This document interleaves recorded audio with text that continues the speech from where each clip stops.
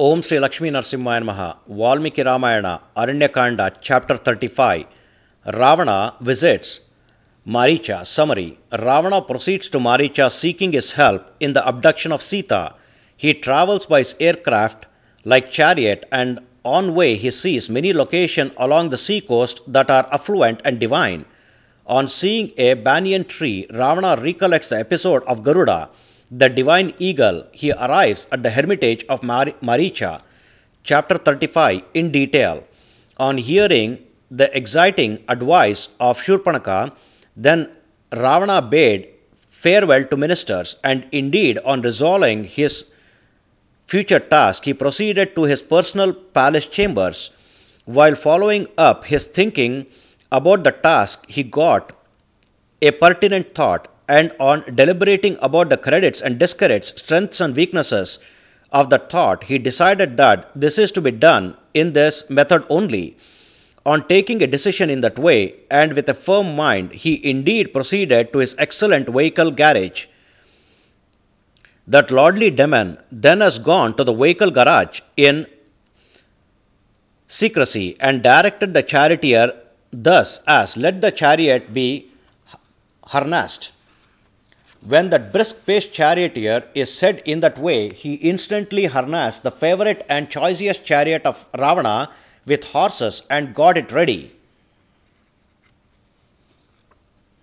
That chariot, which is decorated with golden ornaments, yoked with monster-faced mules that have gem-studded trappings, is rideable by the wish of the rider, and sitting in such a chariot which is wholly golden and which rides with a sound like the pealing of thunder, that celebrated Ravana, the brother of Kubera and the lord of demons, travelled towards the lord of rivers and rivulets, namely the ocean. Dashanana, that's Ravana, the decahedral demon, whose complexion, like the smoothened lapis gem, is lustrous, whose regalia that comprise white long furred fans, white parasol, and the like is spectacular, whose ornaments made out of refined gold are glittering, who similar to a kingly mountain with 10 pinnacles and cracks by the way of his 10 heads and 20 arms is gorgeous, and such a chief of demons, who by that way is an adversary of gods and cutthroat of eminent sages, seated in a knitted golden chariot that is rideable by the wish of its steersman. He shone forth like a black cloud fringed with the streaks of lightning and rimmed with flights of cranes. That dauntless Ravana forged ahead while viewing the area along the coastline, which is interspersed with thousands of mountains and which is with variously flowered and fruited trees. Everywhere the coastland is bedecked with lotus lakes containing clean and cool waters, and with extensive thresholds of hermitages containing fire altars. Entire coast is gleaming with banana plantation and glistening with coconut trees, and the sala, palm, and tamala trees are also in full bloom. It is brightened up with thousands of reptiles and birds, with those many celestial beings that frequent the earth like Gandharvas, Kinnaras, and with eminent sages who have highly controlled food habits as well. It is also refulgent with the self-denying Siddhas, Karanas, and with sages that are brainchildren of Brahma, namely Vaikanas, Mashas, Valakilyas, Marisipas, with thousands of celestial maidens, divine in their mane, namely Apsaras, who are petrified with divine ornaments and garlands, and who are also the experts in the methodical sex games. That seaside is pervaded. That seacoast is adored by the propitious wives of gods and frequented by the assemblages of gods who thrive upon ambrosia, and even patronized by demons that strive for ambrosia. It is spread with swans, ruddy geese, and frogs, and there the waterfalls are very noisy, and stones overlain on the coast are like lapis gems, and with the ambience of ocean, that whole delta is appearing smooth and sludgy.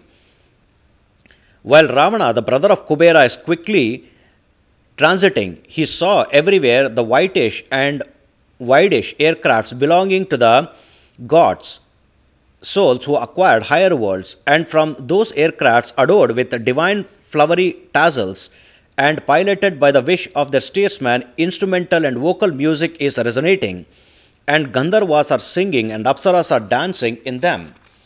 Ravana proceeded while observing thousands of woodlands with sandalwood trees that are soothing and satisfying the sense of smell, and that oozed sweet smelling resin at their bases.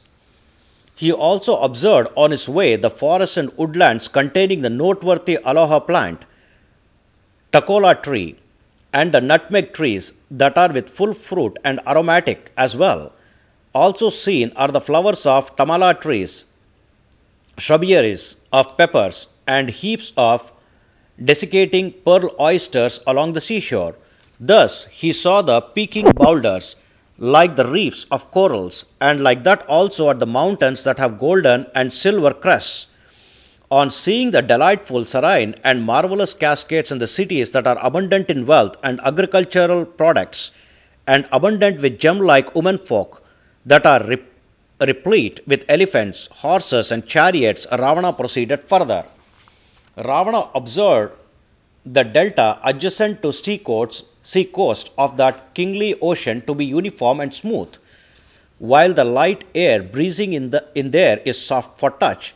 Thus it looked heavenly. There Ravana also saw a banyan tree which in sheen is like a black cloud, and the branches of which are stretching all over for 100 yojanas in length, and on which sages made their abodes for practicing ascesis. This is the tree on the branch on which once highly mighty divine eagle Garuda swooped to perch, clawing an elephant and a mammoth tortoise for the purpose of dining them out on that tree branch. While descending rapidly, then the best among birds, Garuda, suddenly broke the tree's branch, which is full with leaves, owing to the impact of his high impetuosity. Adhering to the tree branch, there are eminent sages like Vaikhanas, Masahas, Valakilyas, Marisipas, Ajas, and even sages like Dhumaras that thrive on fumes and smokes are there, and there they all collectively practiced asceticism upside down while clasping branches with their legs.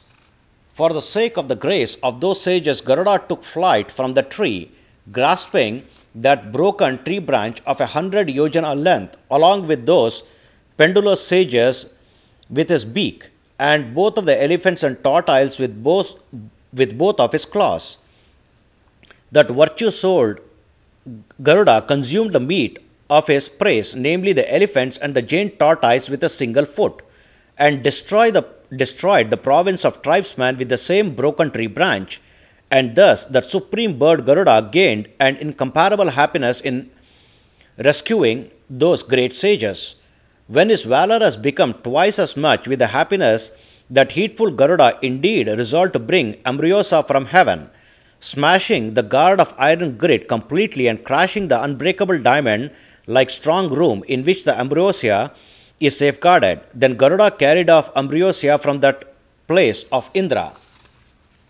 Ravana on his way saw such a banyan tree named Subhadra, which is a much sought after tree for assemblages of great sages, and which betokens the deeds of the best winged Garuda. On going to the other side of the Lord of Rivers, namely ocean, Ravana saw a pleasing hermitage in that sacred and scenic interior of the forest. At that place Ravana saw the demon named Marica, wearing jute clothes and black deerskin and tufts of hair, and the one with regulated diet. That demon Maareecha welcomed the king Ravana and customarily entertained him, catering all the offerings that are beyond the scope of humans. On personally offering meals and drinking water and venerating him properly, Maareecha spoke this sentence to Ravana, which is connotative of significance.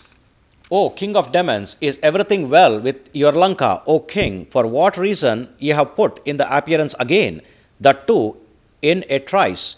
When Maareecha spoke to him thus, that highly radiant and eloquent Ravana then afterwards spoke this sentence to Maareecha. Thus, this is the 35th chapter in Aranya Kanda of Valmiki Ramayana, the first epic poem of India. Sri Moola Rama Vijayate. Om Sri Krishnarpanamastu.